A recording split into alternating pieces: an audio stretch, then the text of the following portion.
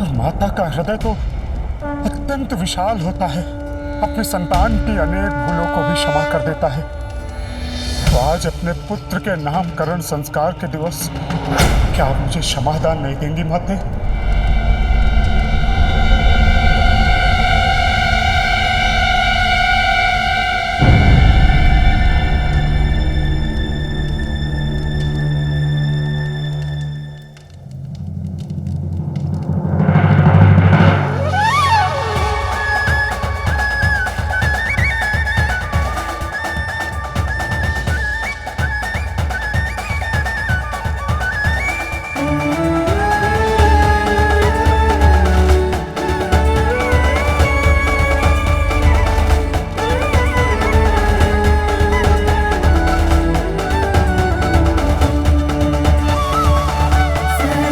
आज के शुभ अवसर पर मैं किसी को निराश कैसे कर सकती हूँ?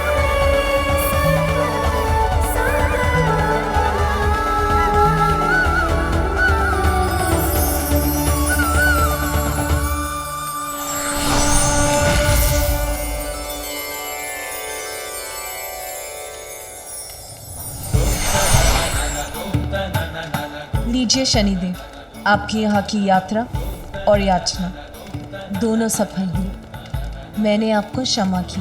मेरा पांव पुनः कुशल हो गया, अब कोई पीड़ा नहीं है मुझे। मुझे क्षमा करने के लिए आपका कोटि कोटि धन्यवाद माता। मैंने आपको इतना कष्ट पहुंचाया कि तुम मेरी एक गुहार पर आपने मुझे क्षमादान दे दिया, मेरे सभी कष्टों को दूर कर दिया। इससे बड़ी उदारता और क्या होगी माता? देवी पार्वती, आपको कोटि कोटि धन्यवाद। आज के शुभ दिवस पर उपहार तो मुझे देना चाहिए था, किंतु हम पर उपकार आपने किया। मेरे स्वामी को क्षमादान का उपहार दिया आपने, जो मेरे और स्वामी के लिए वरदान के समान है।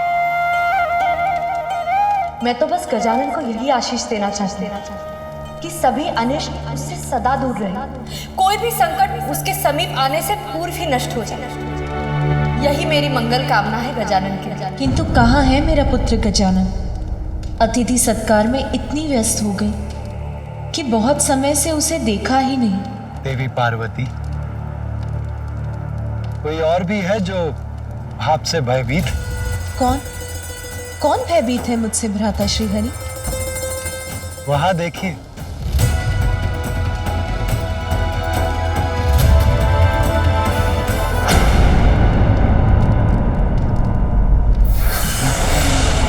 बालक, मेरी बात सुनो और स्वीकार करो। अब तन और मन दोनों से तुम मेरे नियंत्रण में हो।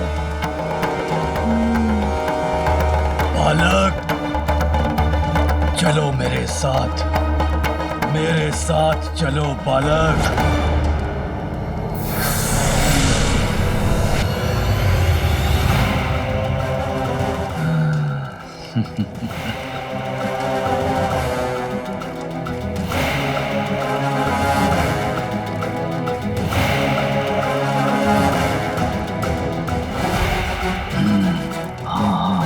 उचित है। आगे बढ़ो बालक, बढ़ो आगे। चलो मेरे साथ, चलो बालक।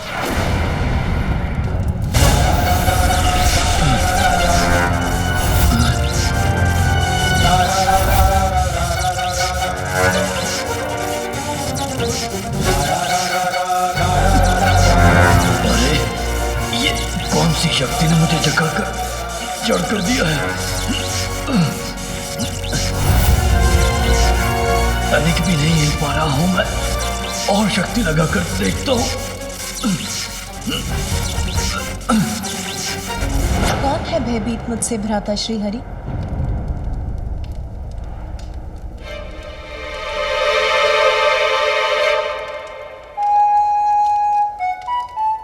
भ्राता नारायण, वो तो देवर्षि नारद है ना? वहां क्यों छिपे हैं? यहाँ क्यों नहीं आते? उन्हें मुझसे क्या भय? क्यों ना इस प्रश्न का उत्तर उन्हीं से पूछ ले। देवर्षि नारद, यहाँ आइए। देवी पार्वती आपसे कुछ पूछना चाहती है।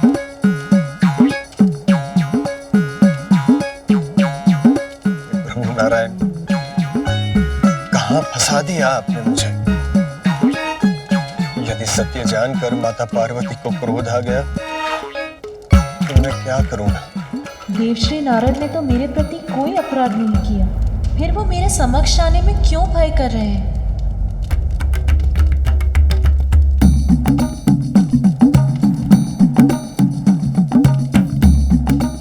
देवर्षि, आपके मन में जो भी विचार, निसंकोच होकर देवी पार्वती से कहिए।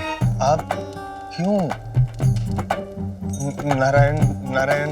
देवर्षि, भय का त्याग कीजिए और अपने मन के विचार देवी पार्वती से कह दीजिए। वो माता, मैं आपसे छुपते छुपाता फिर रहा था। आपके समक्ष आने का साहस नहीं जुटा पा रहा था माता, क्योंकि माता। क्योंकि क्या देवर्षि? आपको मेरे समक्ष आने में इतना भय क्यों हो रहा है? बहुत बड़ा दोष है मेरा माता।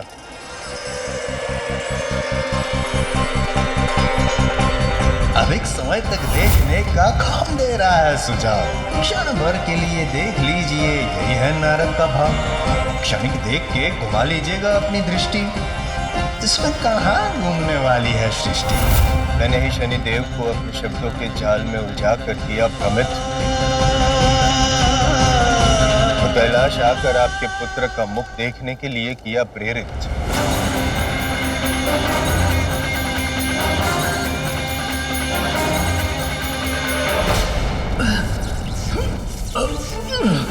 अपना पांव तक नहीं उठा पा रहा हूं मैं, क्या करूं अब? हाँ, उचित है, उचित है, उचित है। ये तो स्वर मेरा था, किंतु मैंने तो कुछ कहा भी नहीं। तो मेरे स्वर में मेरे शब्द, मेरे मस्तिष्क में कौन दौड़ा रहा है? कौन बुन रहा है ये माया जाल? उचित है, सर्वथा उचित है। सुनो मेरी बात। ये किस अदृश्य शक्ति ने घेरा है मुझे, जिससे मैं अपनी संपूर्ण शक्ति लगाकर भी भेद नहीं पा रहा हूँ, जिसने मुझे यहाँ जड़ बनाकर अपने ही शब्दों की गूंज को सुनने के लिए विवश कर रखा है।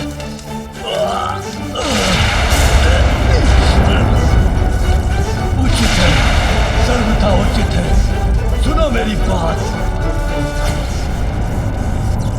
तुम गजमुख बालक, ये क्या कर रहे हो मेरे साथ? हाँ हाँ, उचित है, सर्वथा उचित है। मैं क्या कर रहा हूँ? मुझे तो लगा कि आप कहीं जा रहे हैं। ये कोलाहल, ये शोर, ये स्वर तुम्हें सुनाई नहीं दे रहा बालक? बंद करवाओ इसे। बंद करवा दो? ये सब हमारे अतिथि हैं और अतिथि तो देवता समान होते हैं, और जब देवता ही अतिथि हैं, उनका तो और भी आदर करना चाहिए ना। तो मैं उन्हें वार्तालाप करने से और हंसने से कैसे रोक सकता हूँ? किंतु मैं इस उत्सव के स्वरों को शांत नहीं करा सकता। उचित है, सर्वथा उचित है। मुझे इस बात का ज्ञात है कि मैंने भूल की है बहुत, किंतु मैं आपसे विनती करता हूँ माता, कृपया मुझे दंडित ना करें। हाथ जोड़ के मैं क्षमा मांगता हूँ। जिसे आप एक भूल कह रहे हैं, उसने शूल बनकर भेद दिया था मेरे हृदय को। ऐसा आघात दिया था जिसकी पीड़ा मैं भूल नहीं सकी। पिता और पुत्र के मध्य भीषण युद्ध करवाने का कार्य किया था आपकी इस भूल ने। मुझे ज्ञात है माता, मेरे कारण कितना अनित हुआ है, इसीलिए मैं क्षमा प्रार्थी हूँ। किंतु मैंने जो भी किया माता, उसमें मेरा हेतु केवल जगत कल्याण था। जगत कल्याण में तो हमारा भी कल्याण निहित। उत्तर दीजिए मुझे, आपके इस कृत्य से जो कष्ट हमें पहुंचा, उसके लिए कौन उत्तरदायी है? मैं, किंतु मैं वो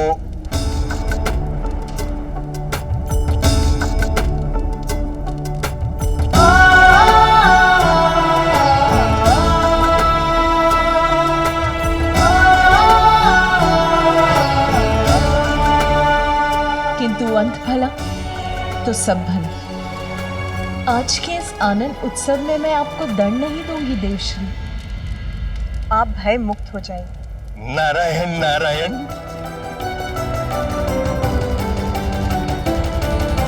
किंतु प्रत्येक क्रिया की प्रतिक्रिया अवश्य होती है। ये मत भूलिए देवश्री, व्यक्ति का कोई भी कर्म, उसकी कोई भी भूल नियति कभी नहीं भूलती। अपने कर्मों का परिणाम तो सभी को भुगतना होता है देवश्री। आपकी इस भूल के कारण एक समय ऐसा आएगा जब आप भी अपने पिता ब्रह्मदेव का विरोध करेंगे और अपने पिता के विरोध जाना आपके लिए शुभ नहीं होगा देवश्री। मैं आपको दंडित नहीं करूंगी। किंतु नियति न्याय अवश्य करती है और ये नियति का न्याय होगा। हे माता, कृपया बताएं मुझे कि क्या होगा, कैसे होगा। यदि आप मुझे इस बात का संकेत दे देती तो मैं सावधान हो जाता माता। नियति का न्याय निर्धारित होता है, इतना तो जानते हैं ना आप देवश्री। जो भी होगा भयंकर होगा, किंतु वो आपके समक्ष समय आने पर ही आए।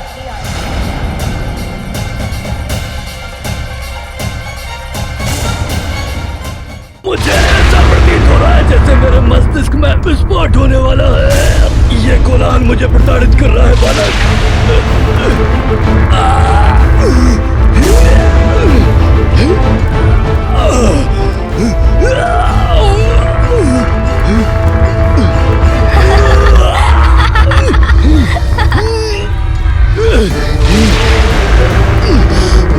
अवश्य दिव्य है ये बालक और अनेक दिव्य शक्तियों का स्वामी है, किंतु इसे इसका भान भी नहीं।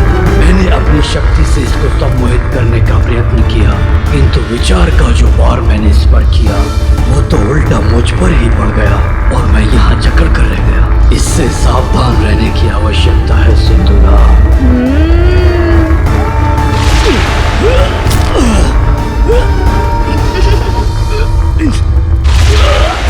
मुझ पर दया करो। अरे ये आप क्या कर रहे हैं? देखिए, ये क्रीड़ा मुझे नहीं भा रही है। आप गिर क्यों गए मेरे समक्ष? ऐसा क्यों कह रहे हैं जैसे मैंने आपको कुछ किया हो? मैंने तो कुछ भी नहीं किया। आप ही गिर गए यहाँ और ऐसे चित्कार कर रहे हैं। ये स्वर जो मेरे मस्तिष्क के भीतर गूंज रहे हैं मेरे सिर के टुकड़े टुकड़े कर देंगे। ये अंत कर देंगे मेरा। इन्हें रोक दो। ओह, तो आपके मस्तिष्क में कुछ है जिससे आप इतने विचलित हो रहे हैं। कोई बात नहीं, मैं अभी निकाल देता हूँ उसे। सुन जी, आइए इनकी पीड़ा दूर करते हैं।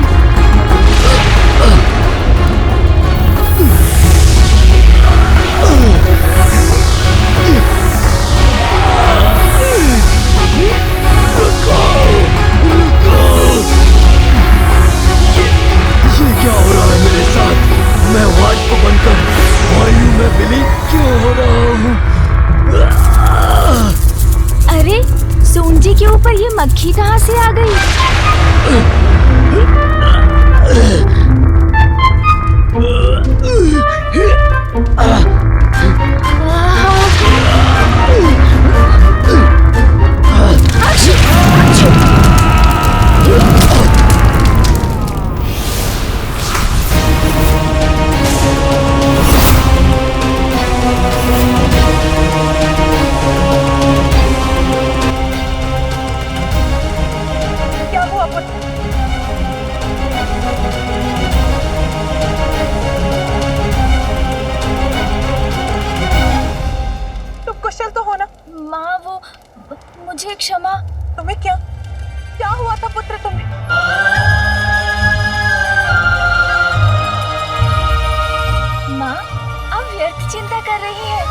मुझे तो कुछ नहीं हुआ।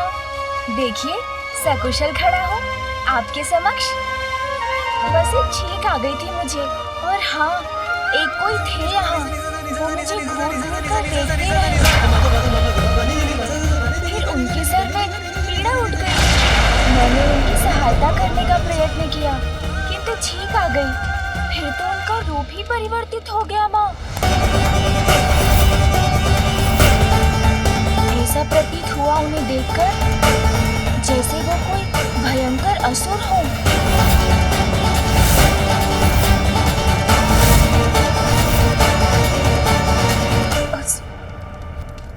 यहाँ कैलाश में गौरी, क्या हुआ? गजानन कुशल तो है? स्वामी, एक असुर था यहाँ और हम उसे पहचान नहीं सके। गजानन पर घात लगाए बैठा था। कौन हो सकता है वो असुर स्वामी?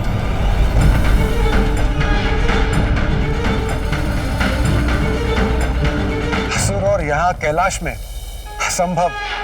ये मात्र इस बालक की कल्पना से अधिक और कुछ भी नहीं है। देवी पार्वती, आप चिंता मत कीजिए।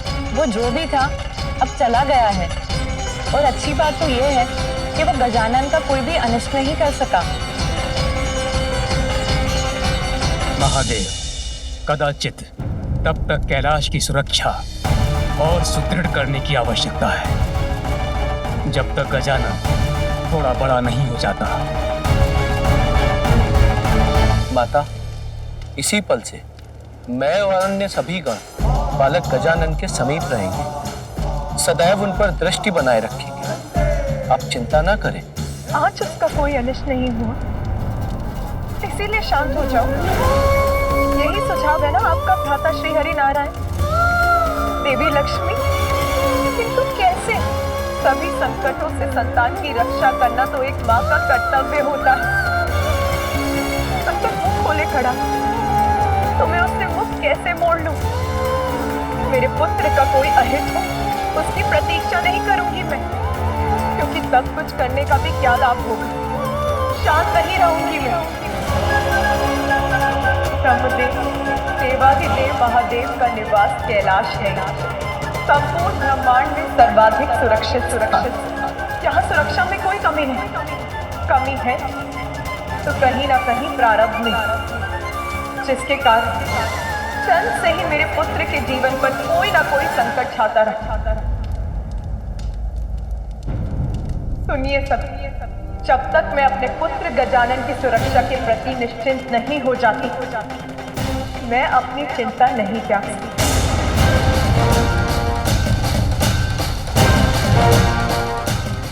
चंद के कुछ समय पश्चात स्वयं उसके पिता महादेव के त्रिशूल ने उसके शीश को उसके तन से विलग दिया।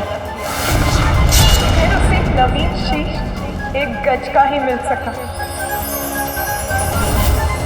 और आज यहाँ आप सभी की उपस्थिति में एक असुर ने यहाँ आकर मेरे पुत्र पर घात लगाने का साहस किया, तो फिर भविष्य में कौन सा अज्ञात संकट किस रूप में उस पे टूटेगा, ये किसे ज्ञात है?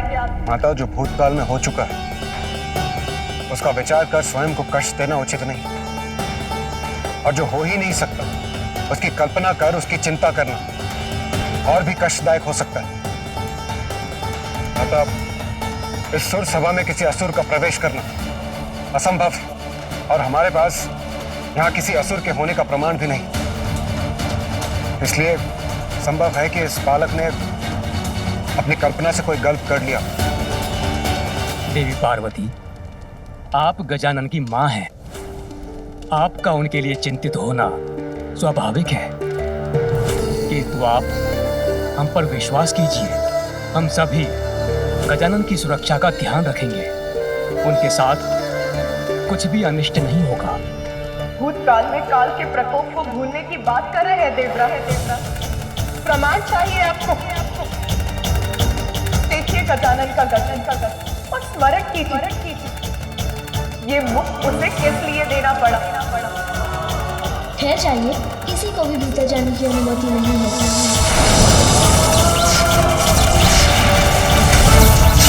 ये उसके प्रारब्ध का ही प्रमाण और प्रमाण फरमान चाहते हैं आप? तो सुनिए, एक माँ का हृदय अपनी संतान पर आए छोटे से छोटे संकट को भी भाप लेता है। मेरी आशंका निराधार नहीं, मैं उसकी सुरक्षा के प्रति अस्वस्थ नहीं हूँ ब्रह्मदेव। हमें उसकी सुरक्षा के प्रति कुछ और करना ही होगा। देवी पार्वती, तो फिर आप क्या चाहती हैं? ये स्पष्ट कीजिए। मैं चाहती हूँ कि आप श्री हरि नारायण और महादेव मेरे पुत्र का प्रारब्ध परिवर्तित कर दें, उसे देवस्त्र प्रदान करें।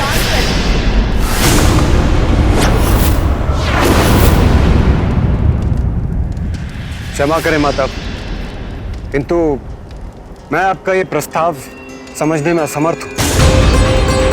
क्या केवल भोलेनाथ और आपके पुत्र होने मात्र गजानन को हम देवता के पद पर स्थापित कर